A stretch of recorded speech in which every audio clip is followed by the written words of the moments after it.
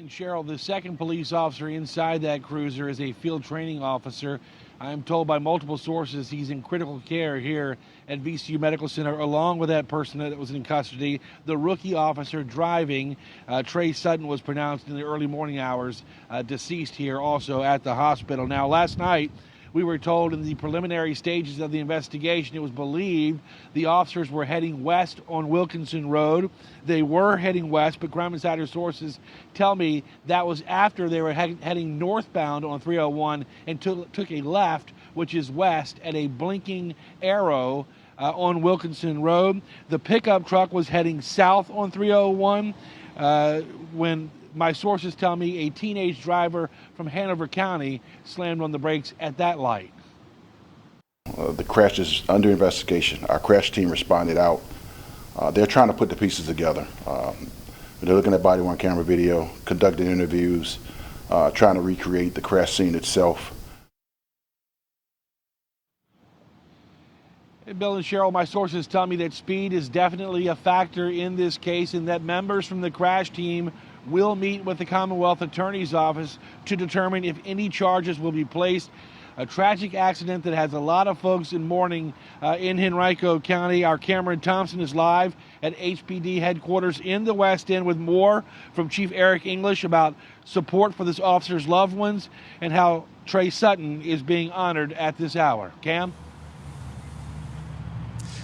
Yeah, and John, the chief among those mourning the loss of Officer Sutton today and speaking very highly of both him and the other officer that was in that cruiser and asking the public for prayers for them and their families. Black bunting hangs over Henrico Police Headquarters and the county flag flies at half-staff in memory of Officer Trey Marshall Sutton, the 24-year-old who died early Thursday after being involved in a crash Wednesday night. There's a lot of things that goes on in this profession, but the last thing you want as a police chief is to lose one of your members. While wearing a mourning band around his badge, Henrico Police Chief Eric English says Sutton joined the force in June 2021 and had just graduated from the academy last month. Field training out of the Villa Park station where another memorial had been set up. English says Sutton had so much to give to the community and his family. When it's cut short like that, it hurts because he was not able to accomplish those things. English says he'd last seen Sutton Friday on the job. He was having a good time. So,